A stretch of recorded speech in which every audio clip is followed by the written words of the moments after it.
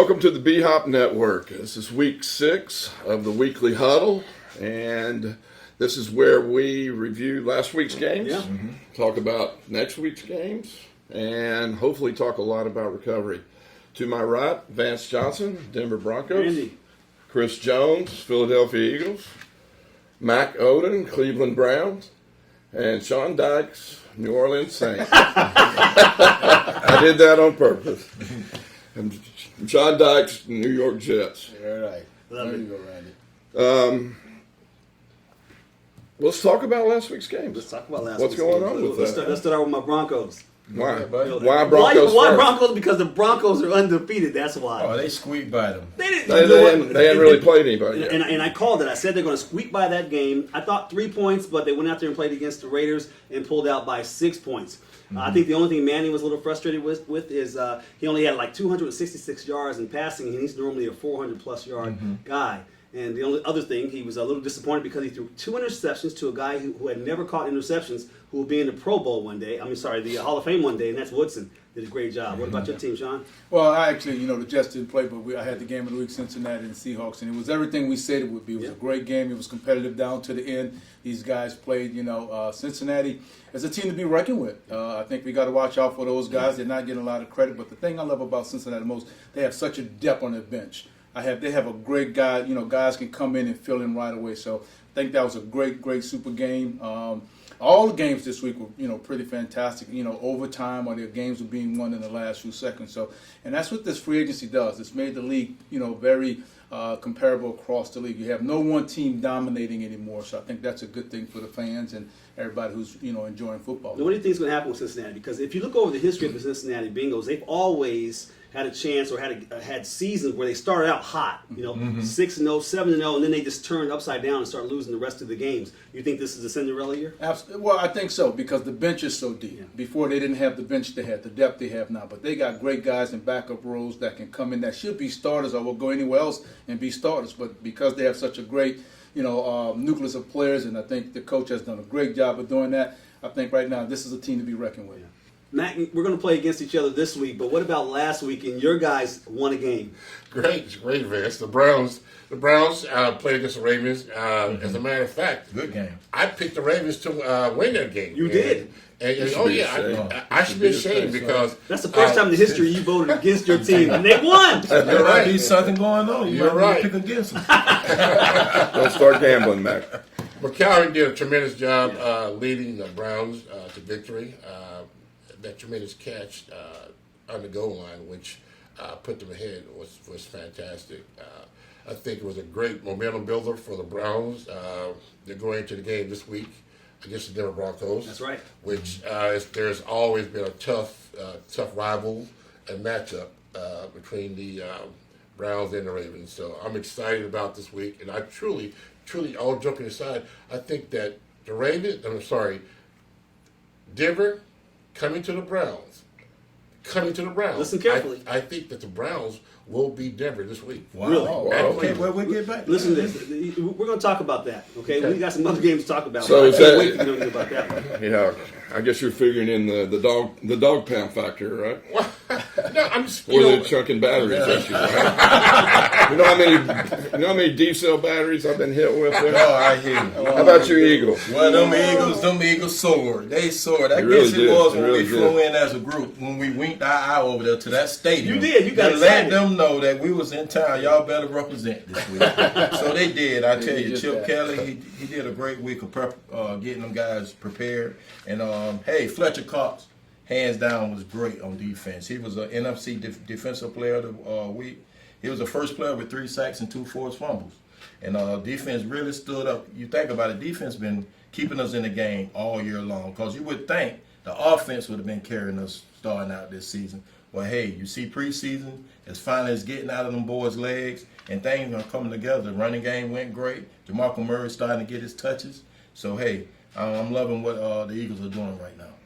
And my Buccaneers, they showed up this week. There were 69 points scored in the game. They played the Jags, first home win.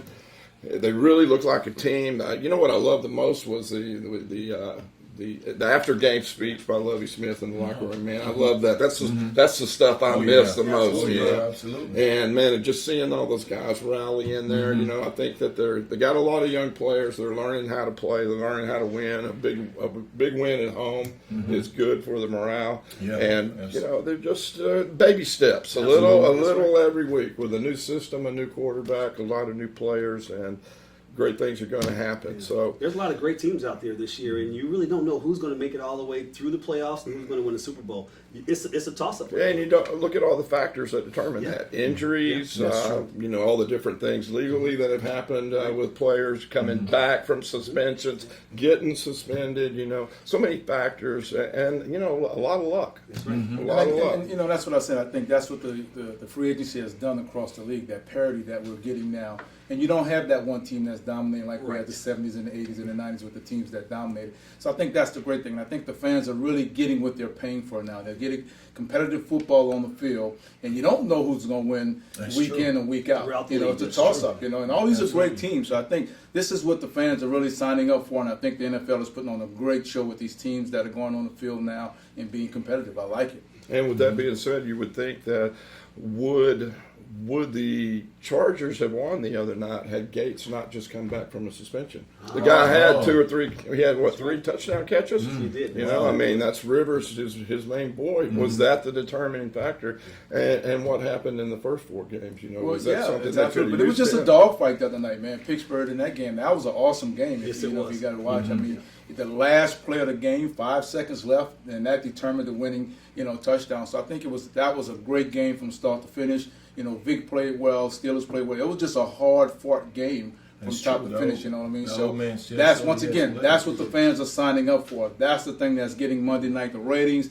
Fans are paying, you know, that extra money for those tickets to go see that type of football game, and they got to show Monday night. And with that, we'll be right back. I remember walking out to the gate, and I stood there, and I looked up into the sky, and I said, "Really, God? Really? This is how you want me to get well? You want me to be around a whole bunch of guys that are sick, that I don't believe are like-minded like me, that aren't looking for sobriety the way I'm looking for sobriety?" And I heard a small voice said, "Yes, Vance, you have to get well amongst the sick because you're just like them." Welcome back to the Weekly Huddle.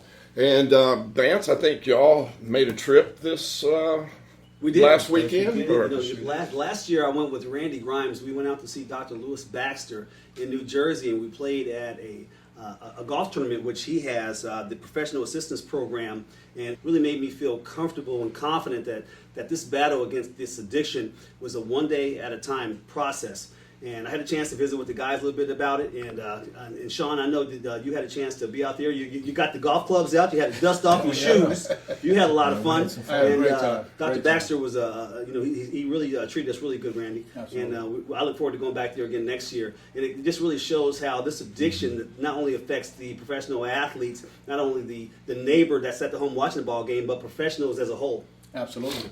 You know, it was a great time. We got a chance to really bond as, you know, fellow co-workers and ex-ball players. So that was a great thing for me. I mean, it really made me come out my shell hanging out with you guys. So I'm really appreciative of that. Same here. It was a great time. The weather was great. He had a couple of good, you know, balls. Did he? Maybe 2. Oh. I lost all my balls, as a matter of fact. But hey, you know, it was a great time, and I enjoyed the camaraderie that was there, and you know, being with you guys, and it was just a fantastic time to being in that golf tournament, and what it stood for. The whole purpose behind the golf tournament was fantastic. You know, the PAP. So that was the great thing. It was for a great cause, so I enjoyed that part of it also. Like Vance said, this kind of segues us into the topic of the week. And what a week in sports and addiction last week was. I mean, you've got the autopsy report from Tyler Sash, formerly of the New York Giants. You've got Coach Sarkisian with his alcohol, painkiller abuse, and then, of course, what happened yesterday with Lamar Odom. So we have a lot. I mean, this is still alive and well. Addiction is alive and well. Yes, it is. In professional sports and even in college sports. Absolutely. And so it just reaffirms what we're trying to do and get the word out, break the stigma that's associated with addiction. That's right. Yeah, it's just sad with this young man, Lamar Odom. You know that if people don't know, he did have 2 close friends just OD within 3 months ago, and I know that I can't imagine what he's going through. And I just hope that he has the right people. It's evident he don't have the right people surrounding him right now. Obviously. You would think that his agent would reach out to someone and save this young man. That I always said, when the agents, when they coming around trying to get you sign them, and they act like they're your friend. Yeah. And right now, this guy needs some real close friends to really go stand by him and really help him out, because this has been a sad story right now about this young man. Well, he needs an intervention. Speaking of needing intervention, the NHL needs an intervention. I got an article emailed to me from our CEO, Alan Stevens, about what's happening with the NHL, and now that cocaine is a big deal. And you know, it's really funny because it wasn't a part of the substances that they even checked for. But apparently mollies and ecstasy and now cocaine, they're going to try to re-ramp this thing. How can that not be a drug that they check? I've never heard of that before. Wow. It's something that you don't screen for? Are you joking me? I mean, they need to talk to the NFL a little bit about this. But I think the key to all this, man, I think what we're trying to get across, people have to understand, we have a heart for this, and you know, and this is passionate to all of us. And the thing is, the message we're trying to get is, you don't have to hit rock bottom. You know, step up, say that you need help, and let us get there before something goes bad. You don't have to lose your family, you don't have to lose your self-respect, and you don't have to lose your life. You know, do like C.C. Sebastian did. He had a problem, and he confessed it, and he's getting help. You know, guys, I want to put a challenge out there for all of us. Now, Randy Grimes opened up the door for Mr. Oden, actually, a few years ago, and then also myself. You guys actually came in only 2 days apart. But you opened the door for myself to be a part of this journey, and now we have Chris and Sean a part of it. Let's figure out how we can reach out to the NHL, to the NBA, to the NFL, so that we can be a force to be reckoned with, and almost be an intervention team to get out there and start educating people about this disease, so that not only the fans, but the players and the organizations, the professionals know that we're here and that we can help. Absolutely. You know, I personally want to say thank you to Randy. Randy actually. Randy Something out of grumpy. Huh? He actually. No. All kidding aside, Randy was tremendous as far as being by my side and talking to me and letting me realize that, hey, that I can do this. I've called Randy on several occasions. Get your head up, Randy. Look in the mirror. I've called him on several occasions where I needed help, and he was there for me. Yeah. Each time that I called, Randy was there for me. Awesome. So I truly owe a lot to you. I mean it from You the did bottom, the work, from the bottom of my heart. Struggling, didn't really know who to turn to, and once you and I became friends, you were there for me. At all times of the night, morning, or whatever, you were there. And also, Alan, boss man, you were there. Yeah, you were there for me. This entire company was there for me. And that's key. You know, it's very key, because that's what we want to do. We want to be there for those guys who are crying out for help. That's true. And the same way, you know, these guys have been there and we're being there for each other, we want to be there for you too. So please give us that opportunity to help you to get back on track. Once again, you don't have to go hit rock bottom. You know, that's what we're here for. Reach out. You know, it's confidentiality. None of your information will be given out. We will stand behind you. We will help you and get you through this process where you can get your life back on track. There's hope. We can help. Behavioral Health of the Palm Beaches Recovery Center for Men provides quality, evidence-based treatment to men battling addiction. Offering medical detox, expert counseling from licensed clinical therapists, and activity-based therapies, we help men overcome their addiction and rebuild their lives.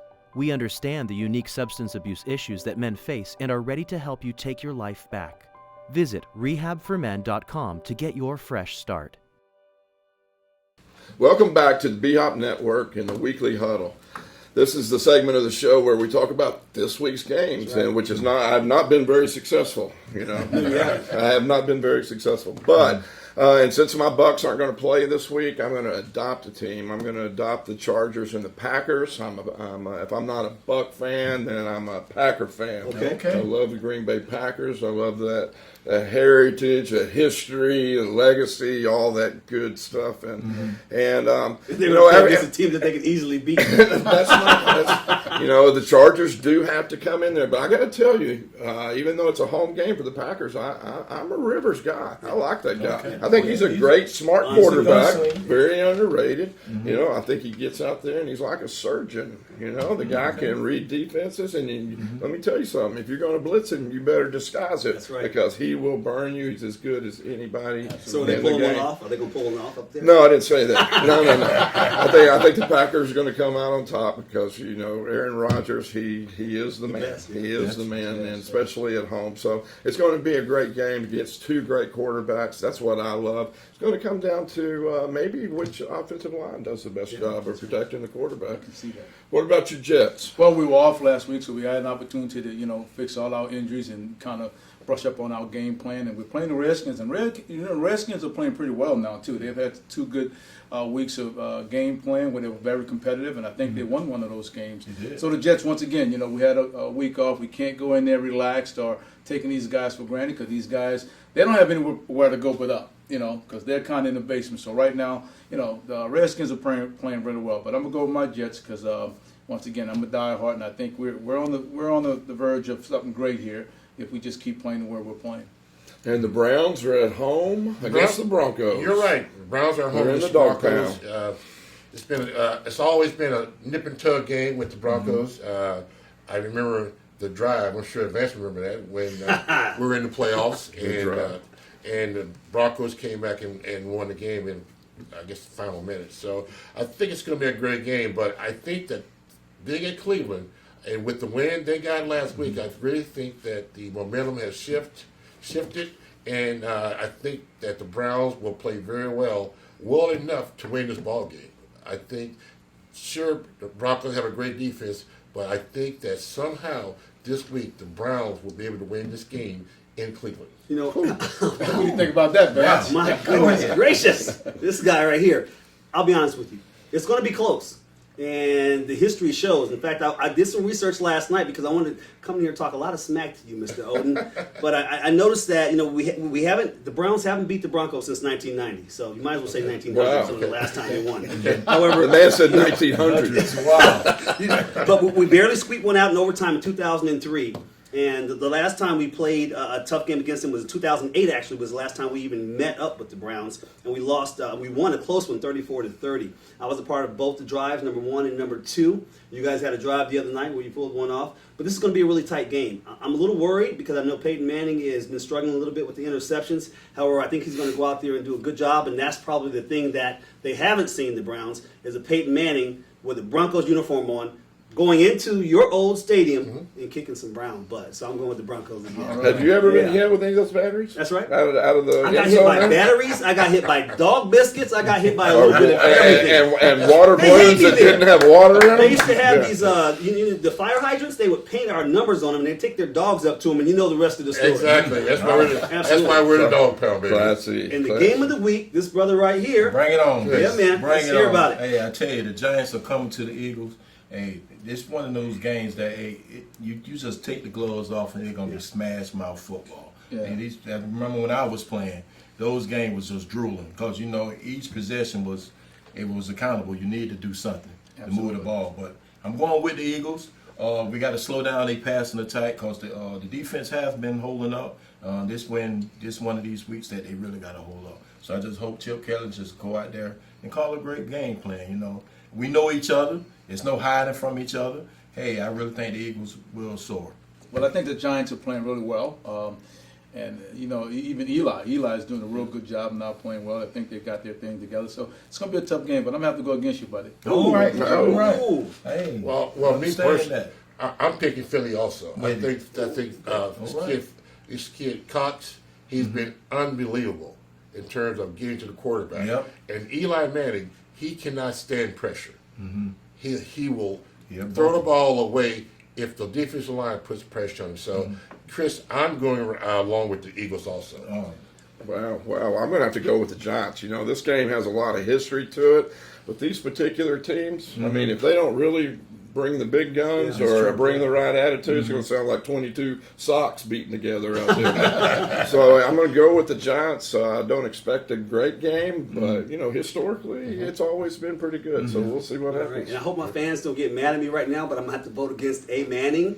But I'm not going to vote against our Manning. I'm going against the Giants Manning. Okay. And I think they're going to go in there, and the Eagles are going to play at home. We had a chance. Actually, we just Right. got back yesterday from flying through there, and it's going to be an amazing game. But I'm going to have to go with your Eagles, brother. Oh, yeah, awesome. Ready?